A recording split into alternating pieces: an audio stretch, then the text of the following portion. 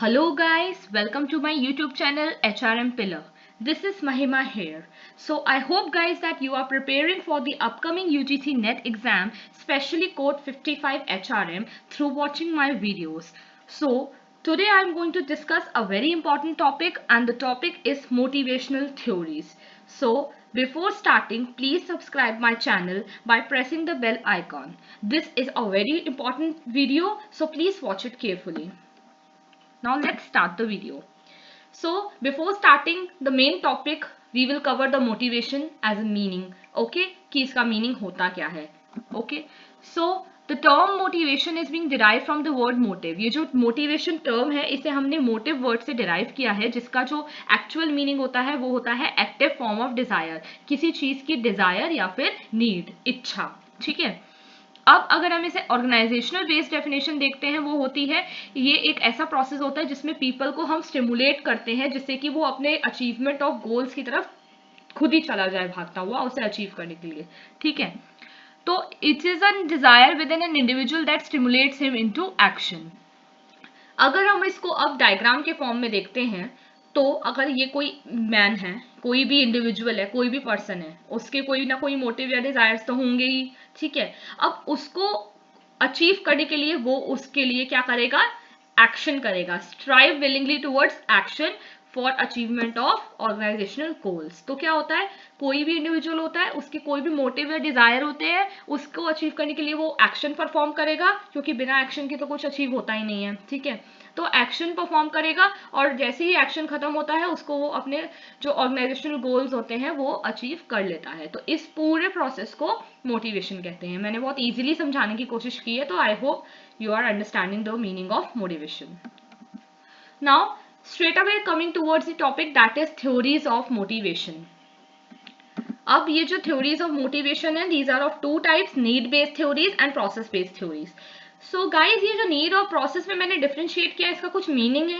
Need based theories वही theories होती हैं जिसके अंदर सिर्फ यही बताया जाता है कि मोटिवेशन की क्या नीड्स हैं और उनको कैसे हम पूरा कर सकें. ठीक है. बट प्रोसेस बेस में ये बताया जाता है कि क्यों जरूरत पड़ रही है इंडिविजुअल को किसी चीज की मोटिवेशन की, मतलब क्या अफेक्ट पड़ता है उनके बिहेवियर के आफ्टर मोटिवेशन. जो एक इंडिविजुअल जब अचीव कर लेता है तो उसके बाद उसके बिहेवियर पे क्या अफेक्ट आता है, वो सब हमें प्रोसेस में पता चलता है, नीड में नहीं पता चलता है. तो इसलिए हमने इसे बाइफर्केट किया है. ठीक है. अब हम पढ़ते हैं कि नीड में भी 4 थ्योरीज हम लोग डिस्कस करेंगे और प्रोसेस में भी. नीड में हम लोग करने वाले हैं मैस्लो की थ्योरी, हर्ट्जबर्ग की मोटिवेशन हाइजीन थ्योरी, डेविड की नीड थ्योरी, एल्डर्फर की ईआरजी थ्योरी. और ऐसे ही प्रोसेस में हम लोग डिस्कस करेंगे ब्रूम्स की एक्सपेक्टेंसी थ्योरी, मैकग्रेगर्स की X and Y theory, William Ouchi की Z theory and J Stacy की एडम्स इक्विटी थ्योरी. अब गाइज आप सब कहेंगे कि इसके अलावा भी एक आध जो थ्योरीज हैं वो होती हैं. हाँ होती हैं, बट मैंने ये जो वीडियो बनाई है ये यूजीसी नेट एस्पायरेंट्स के लिए ही देखकर बनाई है, इसलिए मैंने वही थ्योरीज ली हैं जिसके ऊपर क्वेश्चंस आते हैं. तो मैंने एक्स्ट्रा बाकी जो इररेलेवेंट थ्योरीज थी मैंने नहीं ली है, मैंने वही इंपॉर्टेंट थ्योरीज ली हैं जिसमें से क्वेश्चन आते हैं. तो इस वीडियो को आप अच्छे से देखिएगा. चलिए सबसे पहले अपनी फर्स्ट नीड बेस्ड थ्योरी से स्टार्ट करते हैं. नीड बेस्ड थ्योरी में सबसे पहले we will start with the Maslow's need hierarchy theory. So it was being discovered by और प्रोपाउंडेड बाय मैस्लो अब्राहम. ठीक है. इसका दूसरा नाम होता है hierarchy of needs theory. Okay. So Maslow has suggested that there are 5 level of needs arranged in an order of importance. उन्होंने ये कहा है कि 5 लेवल में नीड्स को हम सेटिस्फाई कर सकते हैं किसी भी इंडिविजुअल की, और वो भी एक ऑर्डर में. ठीक है. So what is the order then? तो इसका ऑर्डर ये होता है कि ये जो डायग्राम आपको दिख रहा है यही ऑर्डर है. सबसे नीचे जो आता है that is the basic needs which are being known as psychological needs, then comes the safety needs, then belonging needs, then esteem and then self actualisation. इसके बारे में हम आगे भी पढ़ेंगे डीपली. साइकोलॉजिकल के एग्जाम्पल भी दे रखा है, फूड, वाटर, रेस्ट, सेफ्टी का सिक्योरिटी दे रखा है, बिलोंगिंग का एग्जाम्पल दे रखा है कि रिलेशनशिप या फिर फ्रेंड, सेल्फ एस्टीम का दे रखा है एग्जाम्पल अकम्पलिशमेंट, सेल्फ एक्चुअलाइजेशन का क्या दे रखा है example achieving one's full potential. चलिए one by one we will discuss what these needs are. So first we will discuss the psychological और बेसिक नीड्स. सो ये जो नीड्स होती हैं, these only represent the need of survival. ये जो needs होती हैं ये सिर्फ सर्वाइवल नीड्स होती हैं, जैसे कि food, water, air, shelter, clothing, जो किसी भी इंडिविजुअल को सर्वाइव करने के लिए चाहिए होती हैं, बेसिक लेवल. ठीक है. और it includes the rest rooms also, lighting also. Security needs. Security needs जो होती हैं, it refers to the requirement of a secure physical and a emotional environment.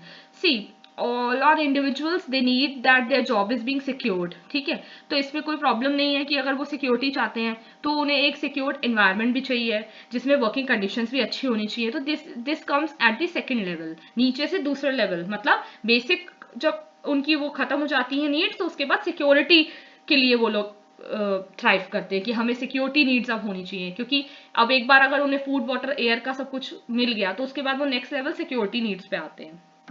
फिर जब साइकोलॉजिकल और सिक्योरिटी भी जो होती हैं वो भी सेटिस्फाई हो जाती हैं उसमें, अब ये देख लीजिए, इसमें जो सिक्योरिटी नीड्स हैं, ये इसका भी एक तरीका होता है सेटिस्फाई करने का. क्या होता है इसमें, अगर हम उन्हें ग्रीवियंस के रिजॉल्विंग सिस्टम से मिलवा दें, मतलब उनकी कोई भी प्रॉब्लम है उसको रिजॉल्विंग सिस्टम से मिलवाकर उनकी रिजॉल्व करा सके प्रॉब्लम, या फिर उनको एक रिटायरमेंट पैकेज दे दें जिससे कि उनको कोई सिक्योरिटी की प्रॉब्लम ही ना आए, तो ये सब उनकी सेटिस्फाई हो सकती हैं.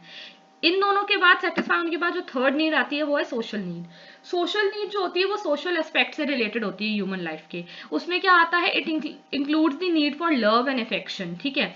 और ये नीड्स कैसे सेटिस्फाई कर सकता है इंसान, थ्रू कॉम्बिनेशन ऑफ फैमिली के लव से और कम्युनिटी रिलेशनशिप्स जो आपकी मेंटेन होती हैं वर्किंग एनवायरनमेंट में. ठीक है. दोनों से ही we have to satisfy it. Then after satisfying all the three needs, उसके बाद तो फोर्थ नंबर की जो नीड है वो है self esteem needs. Self esteem needs includes it includes need of positive self image and a self respect. एक self respect होनी चाहिए, एक इमेज होनी चाहिए, रिकॉग्निशन मिलना चाहिए.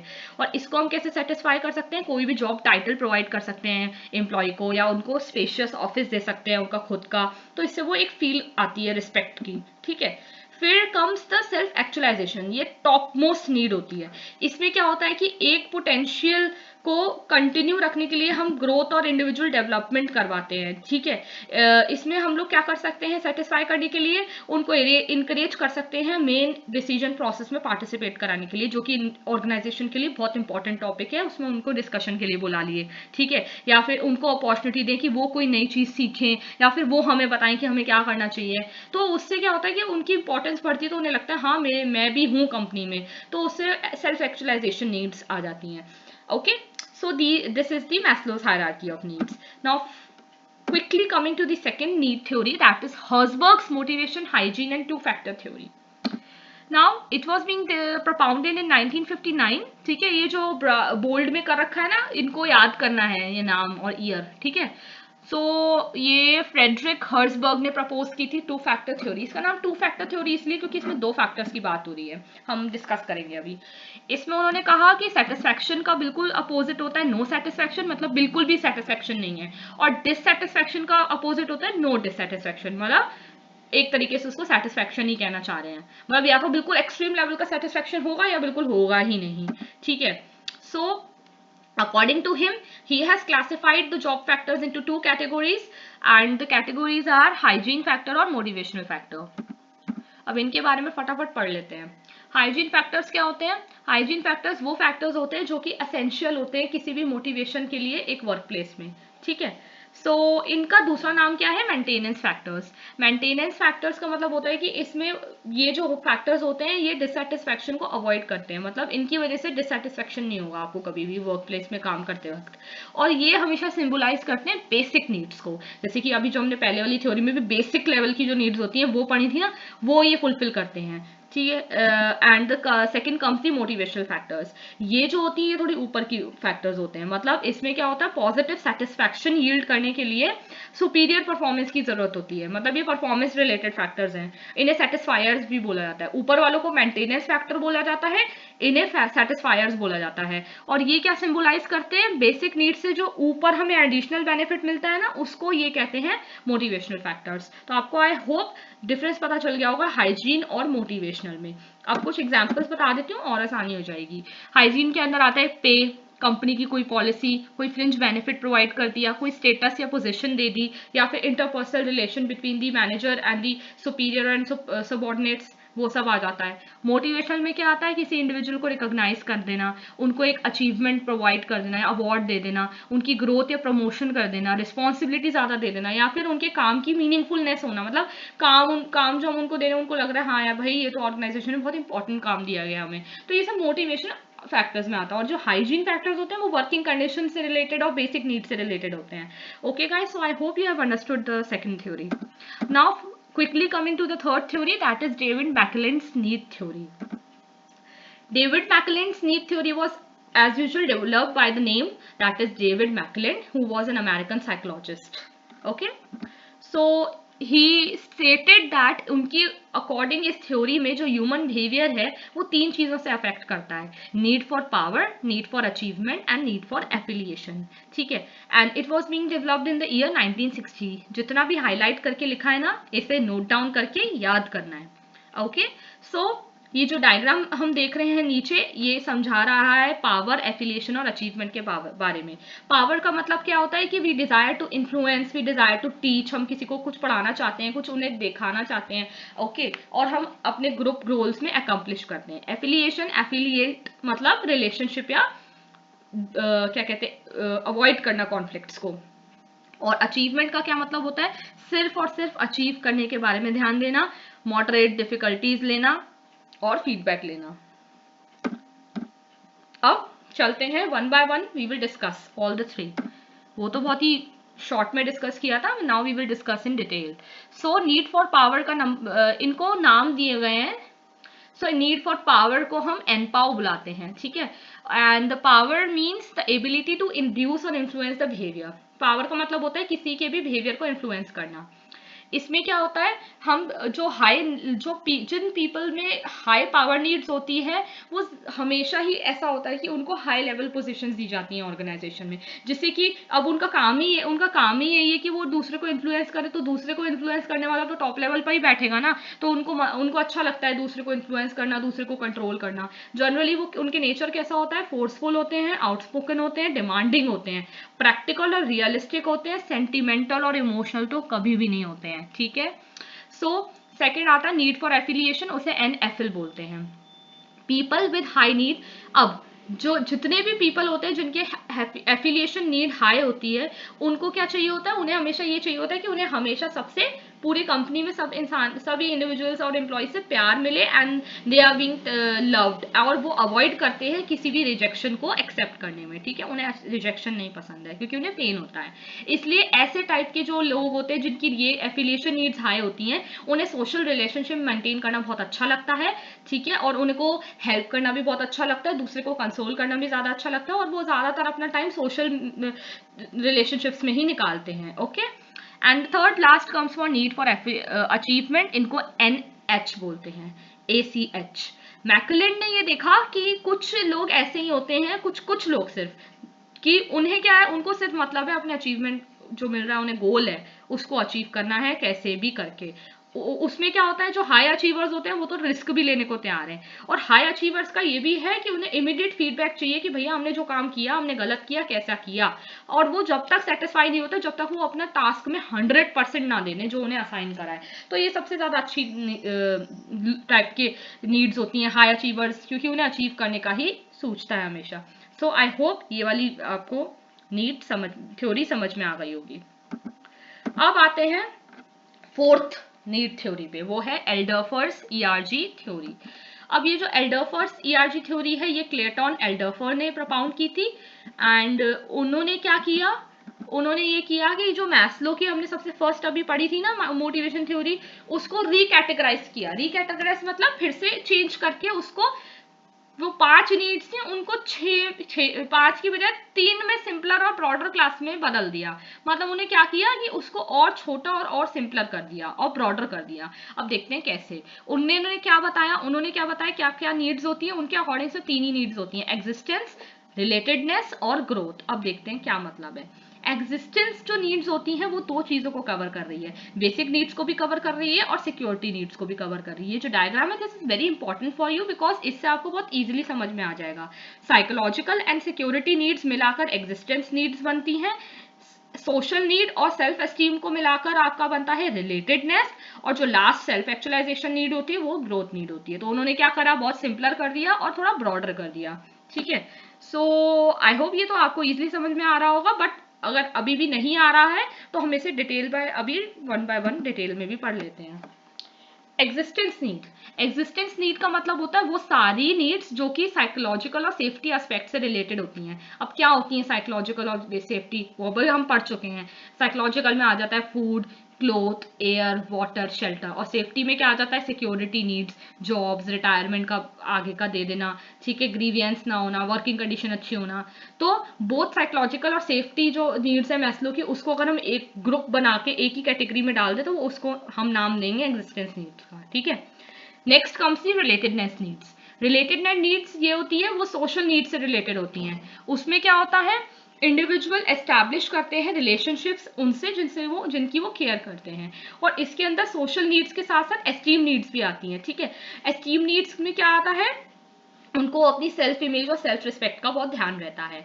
Okay, so this comes under relatedness needs. And the last comes the growth needs. Growth needs only cover the self actualization which is at the topmost level of the Maslow theory. ठीक है, सबसे ऊपर जो theory दी गई थी उसमें क्या होता है, उसमें ये होता है कि उसमें यूनिक और पर्सनल ग्रोथ और डेवलपमेंट दी जाती है, उसमें आपको इंपॉर्टेंस ज्यादा दी जाती है, डिसीजन मेकिंग में भी आपको ही लिया जाता है। तो इसको लेकर जो पूरी नीड बनती है वो ग्रोथ नीड बनती है। ठीक है, तो क्या क्या हो गई, एग्जिस्टेंस हो गई, रिलेटेडनेस हो गई और ग्रोथ नीड हो गई। ठीक है, ये पूरी मिलाकर क्या बनाती है हमारी एल्डरफर्ड की ERG थ्योरी।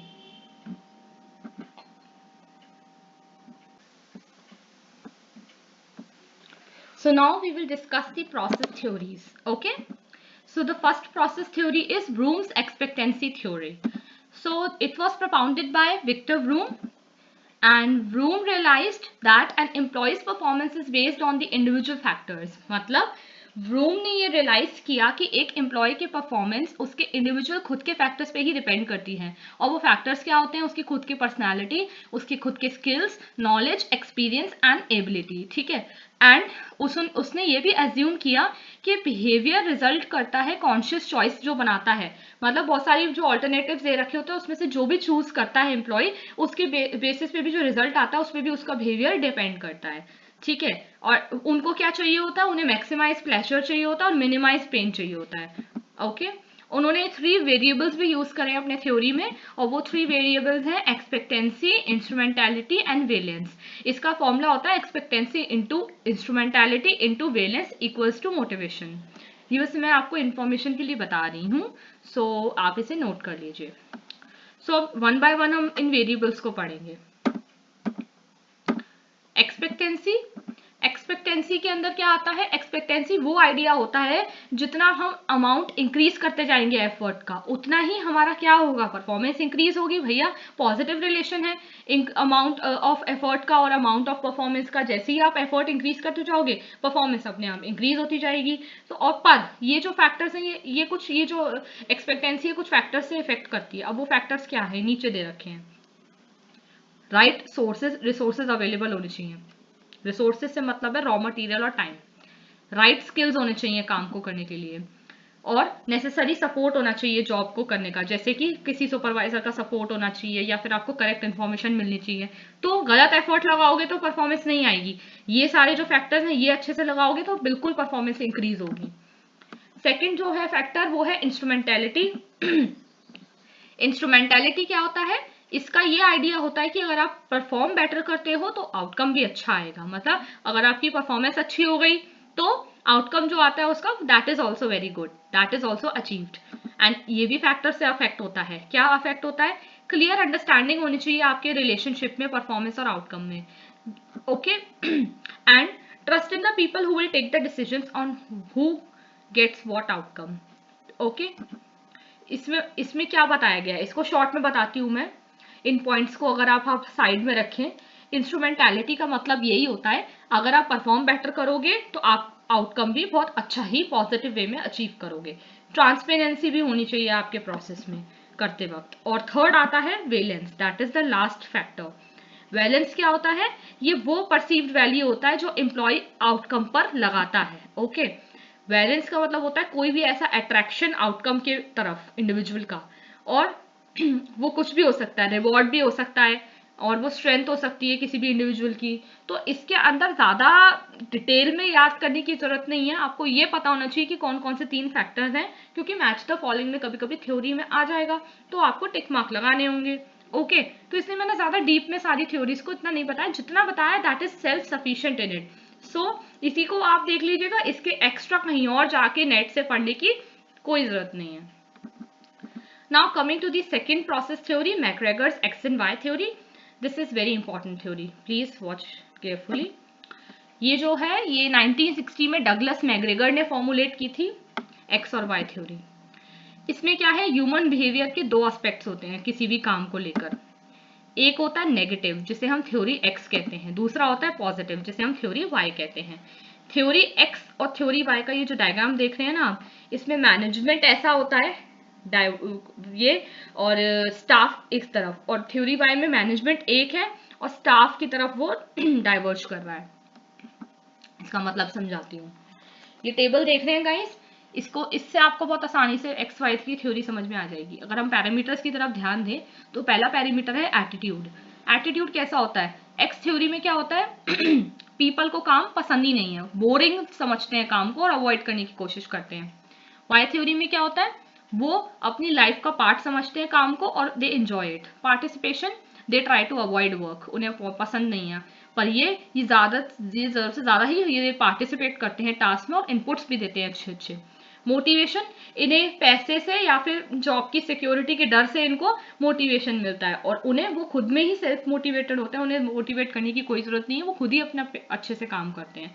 रिस्पॉन्सिबिलिटी, उनको कोई रिस्पॉन्सिबिलिटी नहीं दी जा सकती, उनको तो डायरेक्ट करना पड़ता है, पर यहाँ पर क्या होता है, वो रिस्पॉन्सिबिलिटी बहुत अच्छे तरीके से निभाते हैं राइट कंडीशन में। क्रिएटिविटी तो बिल्कुल भी नहीं है एक्स थ्योरी में, लिटिल क्रिएटिविटी, और वाई में है, वो अपना खुद ही प्रॉब्लम सॉल्व कर लेते हैं।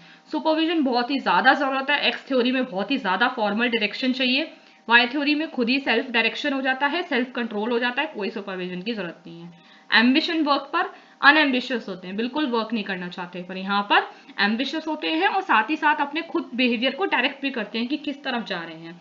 तो Y theory is a positive way and X theory is negative. Okay, I hope this is a very easy theory now, क्योंकि मैंने इसे टेबल के फॉर्म में समझाया है, तो I hope you are understanding. Now the third, अब ये जो एक्स और वाई थ्योरी थी ना, अब इसी की कुछ एक्सटेंडेड वर्जन विलियम ऊची ने निकाला, वो है जेड थ्योरी। विलियम ऊची propounded this theory in the year 1981। देखते हैं क्या है। उनके अकॉर्डिंग ट्रस्ट होना चाहिए, इंटीग्रिटी होनी चाहिए और ओपननेस होना चाहिए किसी भी इफेक्टिव ऑर्गेनाइजेशन में। प्रॉपर अकाउंटेबिलिटी होनी चाहिए वर्क की, और एक रिस्पॉन्सिबिलिटी दी जानी चाहिए इंडिविजुअल को। इवेल्युएशन करो बाद में काम करने के बाद, और फिर प्रमोशन दो। ओके, ये जितने भी बता रही हूँ ना पॉइंट्स, ये सब जेड थ्योरी में विलियम ऊची ने ही दिए हैं। मैनेजर में नई स्किल्स आनी चाहिए जिससे कि वो एम्प्लॉयज के अंदर डेवलप कर सके उस स्किल्स को काम करने के लिए। जेड थ्योरी में ईच एंड एवरी पर्सन के पोटेंशियल को रिकॉग्नाइज किया जाता है और अटेम्प्ट्स दिए जाते हैं जिससे कि वो इन स्किल्स को और अच्छे से यूटिलाइज कर सके। कैसे, जॉब इनलार्जमेंट करके, अलग अलग काम दे दिए, ट्रेनिंग करवाकर, डेवलपमेंट करवाकर, करियर प्लानिंग करवाकर, ठीक है। और वो ये भी सजेस्ट करता है कि सारे इंपॉर्टेंट मैटर्स में सारे एम्प्लॉयज का इन्वॉल्वमेंट हो, ठीक है। ऐसा नहीं कि वाई थ्योरी वाले ले लिए, जेड थ्योरी वाले छोड़ दिए। तो ये थोड़ी एक्सटेंडेड वर्जन है एक्स और वाई थ्योरी का, इसमें सबको लेकर चलते हैं। So now the last topic is equity theory. Okay, जो ये इक्विटी थ्योरी है ये जे स्टेसी एडम्स ने प्रोपाउंड की थी। इसमें उन्होंने इक्विटी को डिफाइन किया है as an individuals believe that is he being treated fairly और नॉट, ठीक है। दिस मीन्स कि एक इंडिविजुअल एम्प्लॉय को आप कैसा ट्रीट कर रहे हो in relation to other employees at the same level. Same level के एम्प्लॉय को आप कैसे ट्रीट कर रहे हो एज कंपेरिजन टू अदर, वो अपने अपने से दूसरे को कंपेयर करने की कोशिश करता है एम्प्लॉय। अभी जो इक्विटी थ्योरी है इसके अंदर 4 स्टेप्स हैं। Individual evaluates how he is treated, observe the similar co-workers treatment, compare both the treatments, evaluates that the two treatments are different or similar। मतलब क्या है इसका,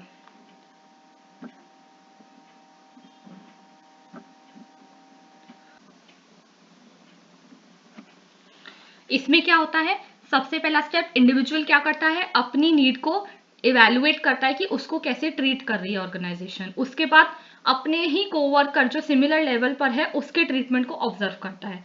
फिर क्या करता है, अपने और अपने कोवर्कर के जो ट्रीटमेंट्स हैं उसको इवेल्युएट करके रिजल्ट निकालता है कि ये थर्ड वाला जो होता है उसमें क्या होता है, कंपेयर करता है दोनों के ट्रीटमेंट्स को। फिर जो लास्ट है जिसमें उसने कंपेयर कर लिया, उसके बाद रिजल्ट निकालता है एवेलुएट करके कि क्या उसका और जो उसके कोवर्कर है जो सेम लेवल पे है उनका ट्रीटमेंट जो ऑर्गेनाइजेशन से मिल रहा है वो सेम है या फिर डिफरेंट है।